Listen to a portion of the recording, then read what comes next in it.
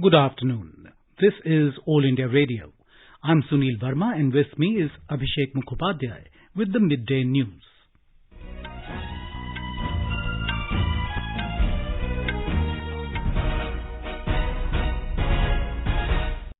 The headlines. Prime Minister Narendra Modi to unveil India's first international bullion exchange and launch several other development projects at Gandhinagar in Gujarat this evening. Prime Minister addresses 42nd convocation ceremony of Anna University at Chennai in Tamil Nadu. Says world is looking at India's youth with hope. Home Minister Amit Shah to launch education sector related initiatives in New Delhi today to mark 2 years of launch of national education policy. Parliament adjourned for the day after uproar on alleged objectionable remarks by Congress leader Adhir Ranjan Chaudhary on President Draupadi Murmu. Government notifies new set of specified health warnings on tobacco product packs. President Joe Biden and his Chinese counterpart Xi Jinping hold talks on Taiwan and other issues. International Tiger Day is being celebrated today. At Commonwealth Games in Birmingham, Indian athletes to be seen in action in several events today. Indian Eves to begin their campaign in hockey and cricket.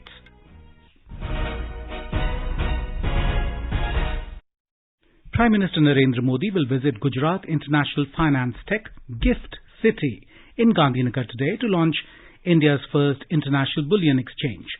Mr. Modi will also launch and lay the foundation stone of various development projects in the state today. He will launch NSE IFSC SGX Connect and lay the foundation stone of the headquarters of the International Financial Services Centres Authority at Gift City. Union Home Minister Amit Shah and Union Finance Minister Nirmala Sitharaman will also participate in this event. A report from our correspondent. Besides launching the India International Bullion Exchange, NSE SGS Connect and laying the foundation stone for the new building of IFSCA, PM will also witness the beginning of various new initiatives at GIFT City today. Three leading international banks including Deutsche Bank, JP Morgan Chase Bank and MUFG Bank will announce the beginning of their operations in India at IFSC Banking Unit in GIFT City today. Apart from this, Indian Regional Office of New Development Bank will also be set up at GIFT City. IFSCA will also sign memorandums of understanding with the regulatory authorities of Singapore, Luxembourg, Qatar and Sweden in the presence of Narendra Modi today. Aparna Khun, AR News, Gandhinagar. The Prime Minister has said that the world is looking at India's youth with hope. Speaking at the 42nd convocation ceremony of Anna University at Chennai in Tamil Nadu today, Mr. Modi recalled the words of Swami Vivekananda about the youth of the country.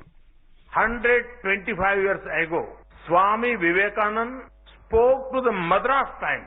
He was asked about his plan for the future of India. He said, and I quote, "My faith is in the younger generation, the modern generation. Out of them will come my workers. They will work out the whole problem like lions," unquote. Those words are still relevant.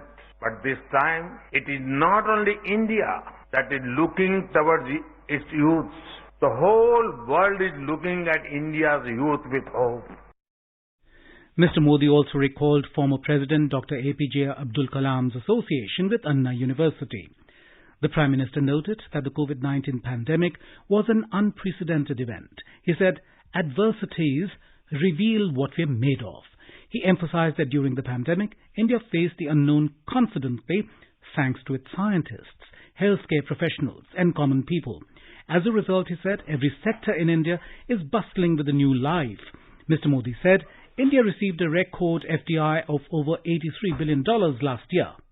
When industry and innovation, investments follow. Last year, India received a record FDI of over $83 billion. Our startups too received record funding post-pandemic. Above all this, India's position in the international trade dynamics is at its best ever. Mr. Modi said, in the era of tech-led disruptions, there are three important factors in India's favor. These are taste for technology, trust in risk takers, and temperament for reform. In this era of tech-led disruptions, There are three important factors in your favor. The first factor is there is a taste for technology. There is a growing sense of comfort with the use of technology. Even the poorest of the poor are adapting to it. Farmers use apps to get information about markets, weather and prices. Homemakers are using technology to make their lives easier. Children are learning using technology. Small vendors are using digital payments. India is the world leader in digital payments and fintech. The Prime Minister also congratulated the students on getting their degrees. He said, "Today is not only a day of achievements, but also a day of aspiration for them." Congratulations to all those who are graduating today in the Anna University's 42nd convocation. You would have already built a future of yourself in your minds.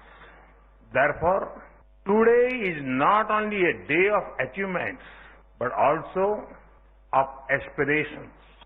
I wish that all the dreams of our youth come true. During the program, Mr. Modi awarded gold medals and certificates to 69 gold medalists.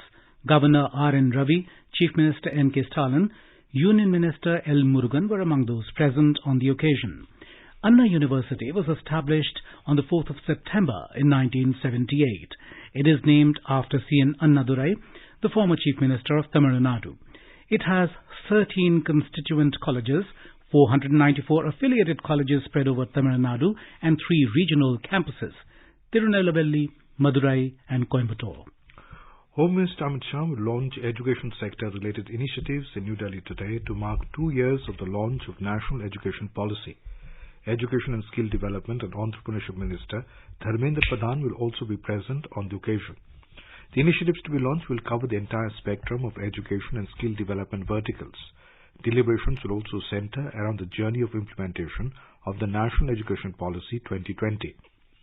Talking to AI News, educationist Sant Chaudhary said, initiatives to be launched by the Home Minister today will be of great help for the students. Today, we feel honored to convey our great regard to our Honorable Home Minister, Sri Amit Shah ji, who is going to launch education sector-related initiative in New Delhi today to mark 2 years of launch of National Education Policy. Education and Skill Development and Entrepreneurship Minister Dharmendra Pradhan will be also there. We feel proud to convey that we are all thankful to Honorable Prime Minister, Honorable Home Minister Sri Amit Shah ji, Dharmendra Pradhan ji, under which guidance the new education policy has implemented in 2 years very fast. We have organized number of workshops, we have interacted a lot, and we feel that it's very useful and it was very badly needed also. Both houses of Parliament adjourned for the day following uproar on the issue of alleged objectionable remarks by Congress leader Adhir Ranjan Chaudhary on President Draupadi Murmu. In the Rajya Sabha, when the House met after first adjournment at 12 noon, the Treasury bench members started sloganeering, demanding an apology from Congress President Sonia Gandhi over Mr. Chaudhary's remarks. The Congress members trooped into the well, raising counter slogans. The presiding officer repeatedly urged order in the House, but in vain. He later adjourned the House for the day. In the morning, when the upper house assembled for the day, Deputy Chairman Harivansh rejected adjournment notices moved by members from Congress, Left and Samajwadi Party over price rise and Agnipath scheme. Meanwhile, Treasury bench members started sloganeering over the alleged objectionable remarks by Mr. Chaudhary. Opposition members trooped into the well, raising counter slogans against the government. As the ruckus continued, the Deputy Chairman adjourned the House till 12 noon. Similar scene was witnessed in the Lok Sabha. When the lower house met after the first adjournment at 12 noon, the Treasury bench members again started sloganeering, demanding an apology from the Congress President. Opposition members, Congress, Left and others trooped into the well, raising counter slogans against the government. The presiding officer tried to run the 0 hour while repeatedly urging the agitating members to allow the House to function. But they did not pay heed, leading to adjournment of the House for the day. Early in the morning, when the House met for the day, the members of the opposition parties and Treasury benches were on the feet shouting slogans. Amidst the chair adjourned the House till 12 noon. Opposition parties today held a protest in the Parliament House complex. Members from Congress and others raised slogans over the reported heated exchange between Congress President Sonia Gandhi and Union Minister Smriti Irani in the Lok Sabha yesterday. They were demanding an apology from the minister. On the other hand, BJP is continuing with its demand for an apology from Ms. Gandhi over Congress leader Adhir Ranjan Chaudhary's alleged objectionable comment on President Draupadi Murmu. Meanwhile, suspended Rajya Sabha MPs continued their protest inside Parliament House complex. They were suspended from the House for their unruly behaviour. Parliamentary Affairs Minister Prahlad Joshi today reiterated BJP's demand for Congress President Sonia Gandhi's apology over alleged insulting comment by her party leader on President Draupadi Murmu. Talking to reporters outside the Parliament, Mr. Joshi said, instead of apologizing, Adhir Ranjan Chaudhary is defending whatever he has done. He said, if they're not tendering an apology, it shows their thought process. एक नेत्री और बेटी को बहुत बड़ा अपमान है, राष्ट्रपति का अपमान है, राष्ट्र का अपमान है।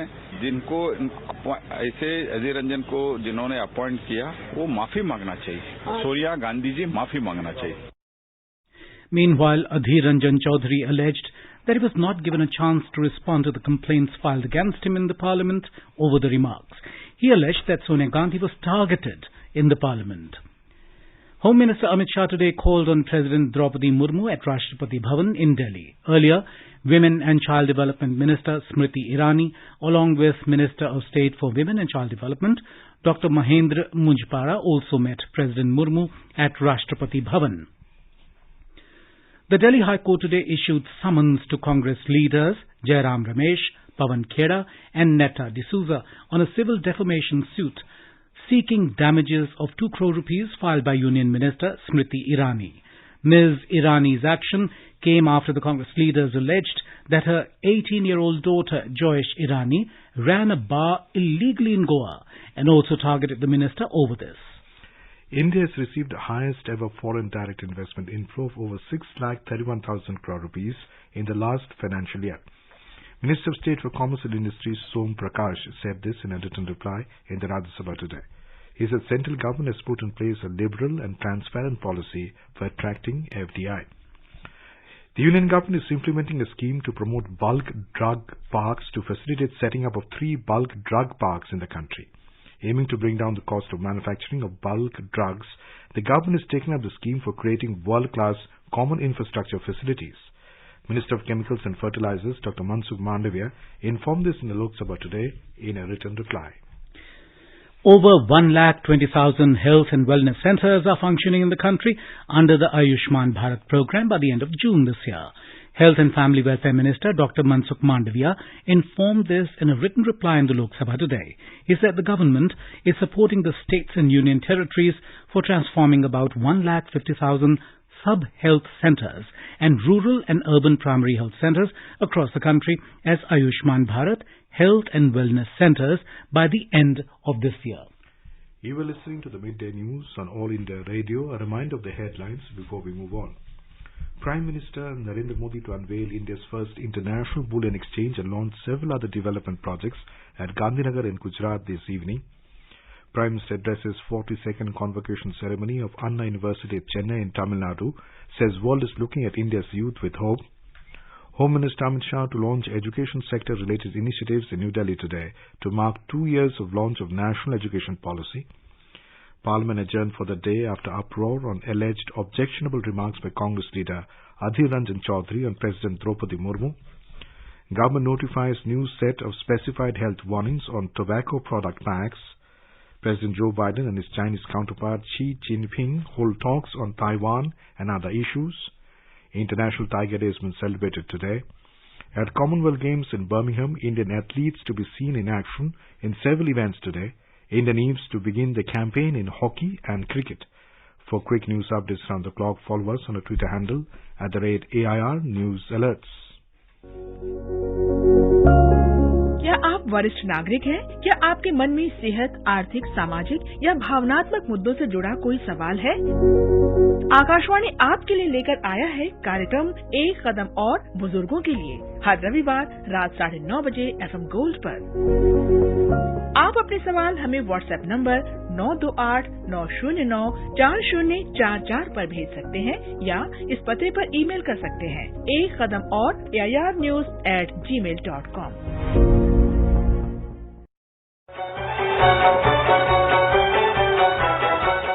बर्फ से ढके पहाड़, हवा के साथ झूमते चीड़ चिनार, झीलों पर तैरते शिकारे, हरी भरी घाटियों के दिलकश नजारे।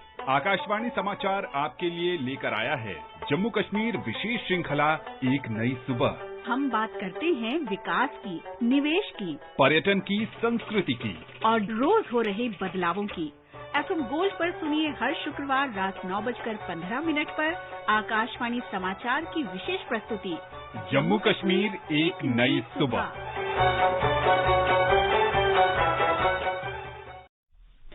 The Union Health Ministry has notified new set of specified health warning on all tobacco product packs. The amended rules will be applicable with effect from the 1st of December this year. The ministry said all tobacco products manufactured or imported or packaged on or after the 1st of December 2022 will display image with the textual health warning as tobacco causes painful death.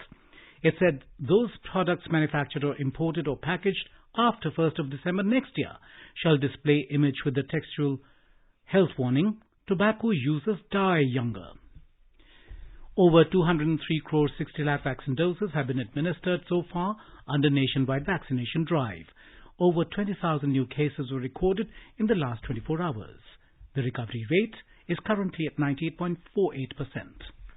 In a bilingual live phone-in program on health and wellness, Dr. N.K. Arora, chairperson of the COVID Working Group, the National Technical Advisory Group on Immunization, NTAGI, will be with us tonight to answer queries related to monkeypox and COVID precautionary dose. Listeners can ask questions to the expert from 9:30 p.m. on telephone number 011-2342-1230 and 011-2342-1764. You can also post your queries on a Twitter handle at @AIR News Alerts by hashtag AskAIR. This live program can be heard on FM Gold channel and additional frequencies from 9:30 p.m. onwards. There has been a 146% increase in pharmaceutical products exports in April to June this year over the same period in 2013. Chemical and Fertilizers Minister Mansukh Mandavia in a tweet said, India's sealing hand to the world, the exports of made in India pharmaceutical products continue to touch new heights. The International Tiger Day is being celebrated today. The day aims to promote a global system for protecting the natural habitats of tigers and to raise awareness and support about the tiger conservation. According to World Wildlife Fund, tiger populations are currently stable or increasing in India. On the occasion, Prime Minister Narendra Modi lauded all those who are actively working to protect the tiger. In a tweet, Mr. Modi said, India has 52 tiger reserves covering over 75,000 square kilometers. He said, innovative measures are being undertaken to involve local communities in tiger protection. On International Tiger Day today, Minister for Environment, Forests and Climate Change, Bhupendra Yadav, has expressed happiness that through efforts made by National Tiger Conservation Authority, India almost doubled its tiger population in 2018-19 from 2014. Information and Broadcasting Minister Anurag Singh Thakur today visited Rajiv Gandhi National Institute for Youth Development at Sriperumbudur near Chennai. He interacted with the officials and inquired about the facilities available for the students and the library. The minister also learned about the activities being undertaken at the Community Radio Centre at the institute. In Jammu and Kashmir, amid inclement weather conditions and heavy overnight rains, the Amarnath Yatra was suspended. A fresh batch of 835 pilgrims that left from Bhagwati Nagar base camp in Jammu early this morning towards Kashmir has been stopped and were camping at Yatri Niwas in Ramban due to closure of Jammu-Srinagar National Highway. Chinese President Xi Jinping and US President Joe Biden held the fifth phone call to the presidencies yesterday. According to media reports, both leaders warned each other over Taiwan during a phone call that lasted more than 2 hours. President Joe Biden told his Chinese counterpart Xi Jinping that the US strongly opposed any unilateral moves to change the island's status. However, President Biden said that US policy on Taiwan had not changed. The White House said that apart from Taiwan, the two leaders discussed a range of other issues, including climate change and health security. On the other hand, Chinese state media reported that President Xi warned Mr. Biden against playing with fire over Taiwan. It said that the U.S. should follow the One China principle. During Thursday's phone call, President Biden and Mr. Xi also discussed arranging a possible face-to-face meeting.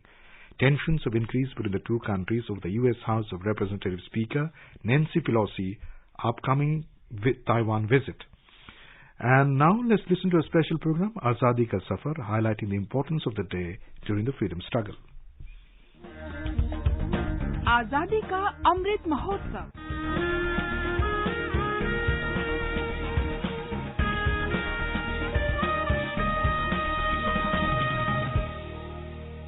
Azadi Ka Safar with AIR News, Birth of a Nation. India's glorious freedom struggle is one of the greatest struggles the modern world has ever witnessed. AIR News brings you a glimpse of the struggle every day.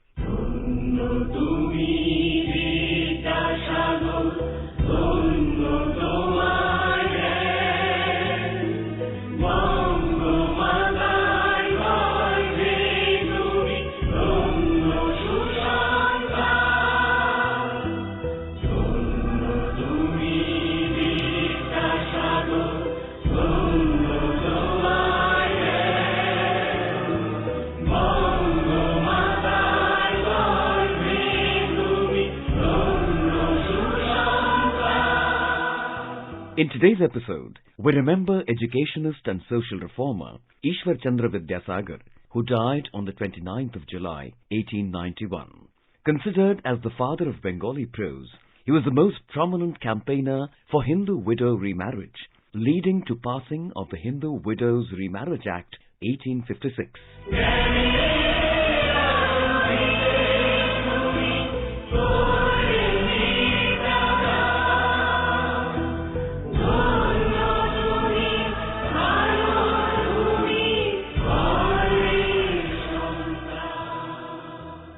Ishwar Chandra taught at Fort William College and Sanskrit College, becoming its principal in 1950. As principal, he brought about a range of significant changes in affairs of the Sanskrit College by removing the caste barriers and opening its doors to all Hindus. Apart from modernizing and reforming Sanskrit College and establishing vernacular and girls' schools, his most important contribution to education was the textbooks he wrote and published. Until he published his pioneering work, Varna Parichay, an introduction to the alphabet, 1851, there was no such model reader for the beginners. Like Varna Parichay, there was no Sanskrit grammar written in Bangla until he published his Samskrita Vyakraner Upakramanika, an introduction to Sanskrit grammar, in 1851. His Vyakran Kaumudi was another monumental work on grammar. Ishwar Chandra Vidyasagar continues to be the ocean of knowledge and an inspiration in modern India too. AIR News salutes the great educationist and social reformer.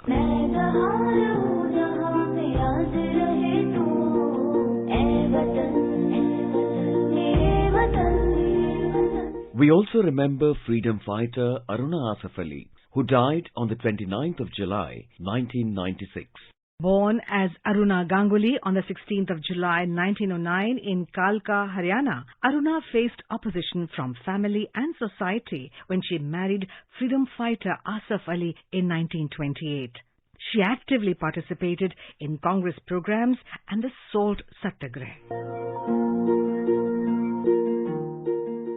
On the 8th of August 1942, the All India Congress Committee passed the Quit India resolution at the Bombay session. The government responded by arresting the major leaders. Young Aruna Asaf Ali presided over the remainder of the session on the 9th of August and hoisted the flag at the Gowalia Tank Maidan. The police fired upon the assembly at the session. Aruna was dubbed the heroine of the 1942 movement for her bravery.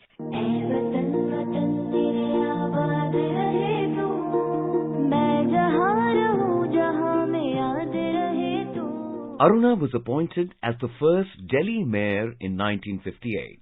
She received India's highest civilian award, the Bharat Ratna, posthumously in 1997. AIR News salutes the great daughter of India.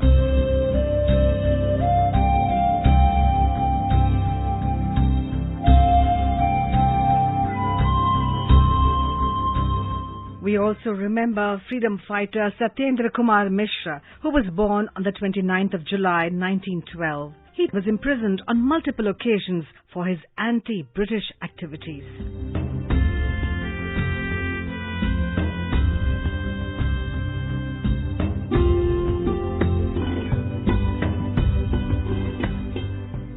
Satyendra Prasad joined the freedom struggle in Jabalpur, Madhya Pradesh. He took part in anti-alcoholism drives, forest satyagrahas and salt satyagraha and was imprisoned in Jabalpur jail. In the jail, he took part in the flag satyagraha and used his blood to color the flag red. During the Quit India movement in 1942, he led the youth in Jabalpur against British imperialism. He was arrested and imprisoned for 18 months in Jabalpur, Nagpur, Sioni and Mandla jails. Satyendra Prasad continued to serve people till his death on the 4th of April 1999. AIR News salutes the great nationalist. That brings us to the end of this episode of Azadi Ka Safar with AIR News. See you in the next episode tomorrow.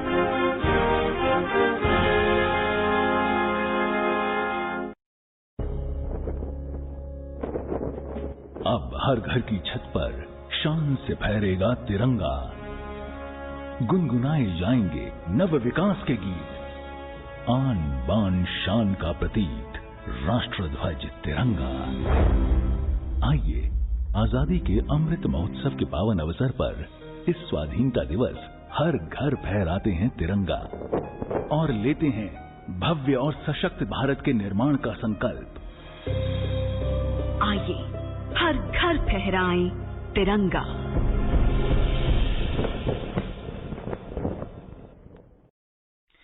At the Commonwealth Games in Birmingham, an action-packed day one awaits Indian fans today as Indian players will be seen in action in several events. Indian women's cricket and hockey teams are starting their campaign today. India will face Ghana in women's hockey in Pool A, while in cricket, the Indian women's team will face Australia in Group A. President Draupadi Murmu and Prime Minister Narendra Modi have conveyed their best wishes to the Indian contingent for Commonwealth Games. Listen to Commonwealth Games quiz with AIR News Sportscan at 7:20 p.m. every day. All you have to do is reply to a question on the Commonwealth Games.